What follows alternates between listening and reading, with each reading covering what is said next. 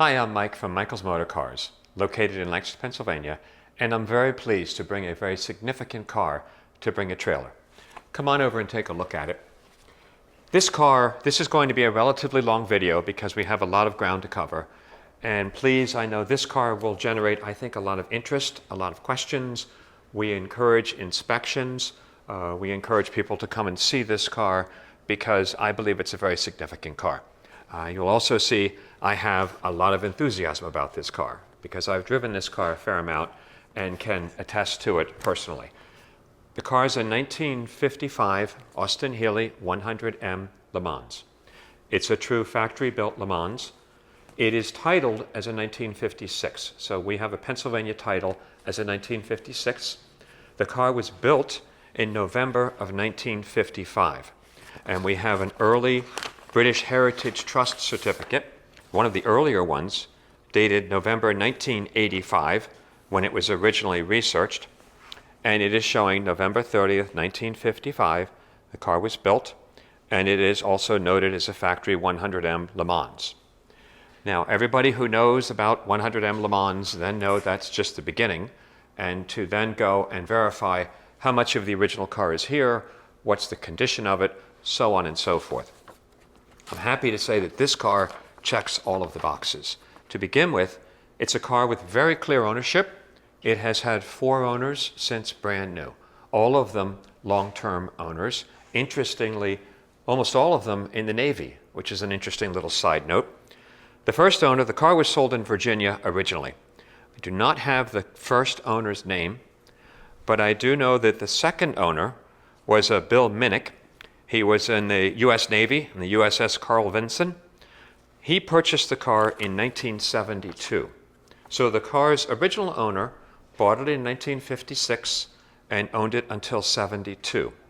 The second owner purchased the car in 72, and he owned it until approximately 1993. And we have in our documents handwritten notes. This guy is saying that he bought it from the original owner, the chief. The guy was a chief weapons officer, the original owner. So the car, we also have old photographs from the car, which are showing it in poor condition in a garage. And it's showing the original colors of the car, which is what it still wears today. The only exception is it was born with a red top or hood. It now has a black top. And here's another old original photograph showing the car. So this, we believe, is how the car appeared in the early 90s. The car was then purchased by a well-known car enthusiast, mostly Ferrari guy, credited with starting all the modern auctions, Kirk White. Kirk White is a well-known guy. At this point, he lived down in Florida, and this was one of his cars. He purchased the car as the third owner. He then commissioned a full nut and bolt frame-off complete restoration to be done to the car. That was done by Preserving the Classics, who are located in Bend, Oregon. We have extensive photos of the car during the restoration. We'll be posting all of those photos in this auction. Please look at them carefully. You will see a correct frame. You will see the engine rebuilt. The car was stripped down to its bare bones and then rebuilt up again. So it's a car that always stayed intact, always stayed very original, clear ownership, and then restored beautifully. It was then purchased. Kirk White sold it in 2000 to James Hawks, also of Florida and New England, also in the Navy, in the submarine service. James owned the car until late last year when I acquired the car. So again, you have 4 long-term owners that have had this car. As we go into the real Factory M category and the stratosphere of these cars, this car checks all the boxes. It was also when James Hawks purchased the car, he contacted Bill Meade and enrolled the car, had the car checked out, and it was certified. And we do have the 100M Le Mans registry, which was done in September 2001. There are no disclaimers in this registry, and that is significant. This car passed flying colors as being a certified car. It also, interestingly, this car is photographed in Kirk White's book, Don't Wash Mine, page 377, you will see this car smiling at you. That's when Kirk White owned the car. So let's just go through some of the specifics on a 100M, the factory M. We do have the little M designation is held on by a correct tiny little wire. It's hard to see, but it's there. When you look inside the grille surround, which is hard to photograph, we do have the one bent diagonal brace. I presume so they could shove the camshaft in the factory. This is the original correct steel hood. It is not a replacement hood. It's the original correct steel hood. It does have on the lower seam the weld joint, which is right down here. That is there and is correct. The radiuses of the louvers are correct. And most importantly, and we'll take specific photos of all of this, we do have the body number stamped in here. And it is correct. All the numbers match on this car. Everything is here. It has, of course, all of its original data plates with the numbers over here. It has the cold air box. I believe this is a reproduction air box, and I am not an expert on these, but it's thicker. I think the original was thinner, and I was always told the original ones look banged up. This one looks too good. It also has, you can't see it, but underneath the air box it has the bent brace, which they bent to accommodate the air box. Coming along back in the boot of the car, and again it's hard to photograph, but it is here, and again we invite inspections. The body number is correctly stamped right here, and it's the matching number. So it has that number, which is correct. Back to the engine, it does have the correct carburetors. It has the correct 4-bolt intake plenum. It has the intake plenum has the raised numbers. They are the correct carburetors with their stampings. I could not find the hand etching. I believe that was probably gone when they restored the carburetors. It may be there, but I can't see it. And the only two things the car has that are not correct from the factory, it's not a 100M ignition distributor, and it's not a 100M exhaust. It has a header. It has a header on the engine and a relatively straight exhaust. So what we have is the car that was beautifully restored, original color combination. All the numbers are here. Even the ignition switch has the original key still. It's the original ignition switch in the car. Fully documented, great ownership. When we purchased the car, we took it to Proper Noise, a Austin-Healey specialist located in Reading. And the owner of Proper Noise is also a concours judge. So we had him service the car, go through the car, and we'll be posting all those invoices. We put a set of Vredestein tires on it, some shocks on it, serviced the whole thing. I then entered it into the Mille Miglia in America, which is the warm-up event, which it takes place around Washington, D.C. It's almost a 1,000-mile drive. It's competitive driving. It's time sequence. I drove this car in it. It was accepted. The car performed very well. It completed, and that's why you'll see some photos of the car with all of its stickers. But that is the real Mille Miglia. They are coming to America and running the warm-up event, of which I participate in that. What that means specifically to this car, though, the 100M factory Le Mans cars are accepted in the Mille Miglia in Italy. And this car would be able to get a Viva Pass and should be able to be accepted in the Mille Miglia. There's nothing holding it back, because what they like to see with Viva is good, strong history, which you've got it with this car, and being able to prove that the car is what it is. So let's talk a bit about the actual condition of the car. We also found, which was fun, when we were going through the car, and we knew that the car lived in Akron, Ohio. It lived there from 72 to 93. And we found in the trunk this cool old badge. It's a metal badge, Akron Sports Car Club. So I think this stuff is cool. The new owner, if they choose to, I'm sure the car wore this proudly at some point, but it has survived all these years and it stays with the car.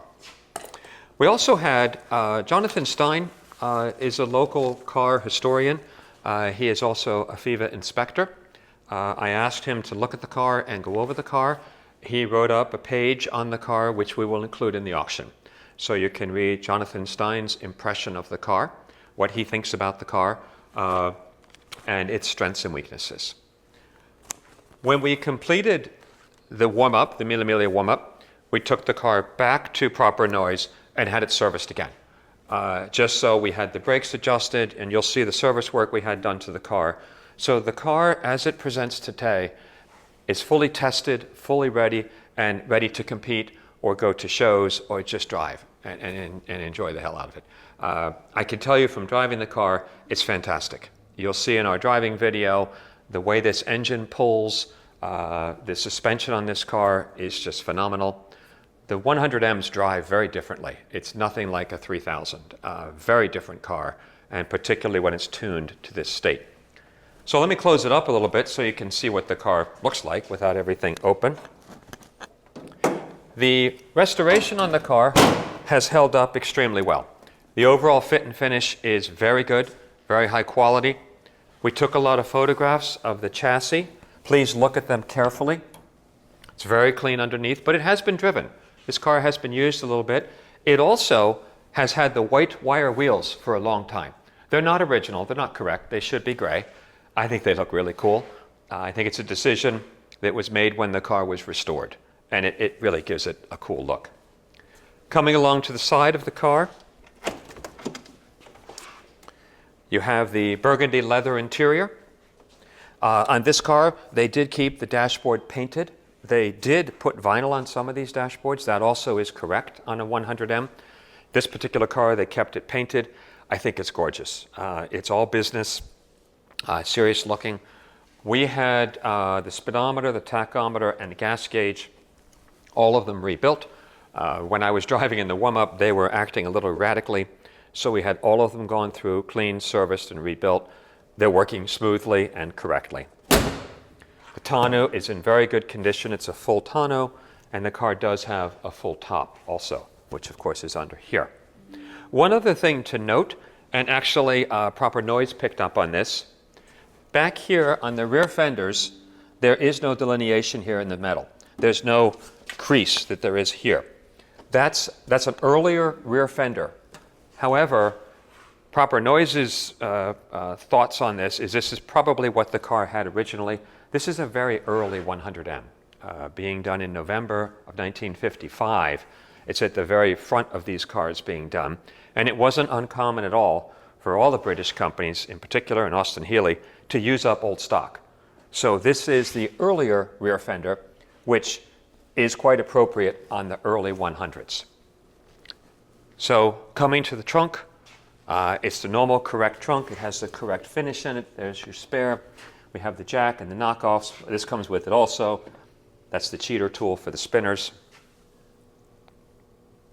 Everything is nice and neat and correct on the car. It is proudly wearing its Mille Miglia sticker. That is just a sticker. If you don't like it, it comes off. But the car deserves it. It performed quite well. So coming along this side, same thing. Interior is in very nice shape. The sills and everything, there's no marks on them. They're very clean. Carpeting is excellent. The leather is in excellent condition. So it's held up extremely well. The previous owner that I purchased the car from, this car was kept at an airport. He had a collection of antique airplanes, and this was kept in an airport hangar and climate controlled. He only ran avgas in it, so he really, really took care of the car in a beautiful way. So I know these cars generate a lot of interest. I know they generate a lot of questions as to their authenticity, what's real, what's not real. But this is a car, I think it's a striking, beautiful color combination. It always was this color combination. It was born this way. So this is just the way the car looked, with the exception of the white wheels, which I happen to like.